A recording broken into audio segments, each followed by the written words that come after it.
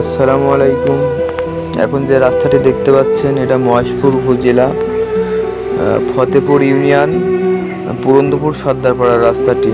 তো এই রাস্তাটি দিয়ে 3-4টি গ্রামের লোক যাতায়াত করে।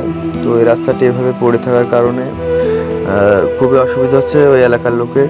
আমাকে ফোন দিচ্ছিল এবং বিভিন্ন লোক যোগাযোগ করছে যে রাস্তাটার বিষয়ে কিছু করতে কিংবা কিছু বলার জন্য। তো এখন এই রাস্তাটি এইভাবে খোয়া পড়ে থাকার কারণে যে ভ্যান চলে কিংবা বাইসাইকেল চলে, তো গ্রামের লোক যাতায়াত করে। তো এর ভিতর থেকে আপনারা তো বোঝেন, যারা বাইসাইকেল কিংবা ভ্যান চালান কিংবা কম বেশি সবাই বোঝার কথা, ওই ঝাঁকিতে অতিরিক্ত কষ্ট হয়ে যায় খোয়া ছড়াই ছিটাই থাকার কারণে।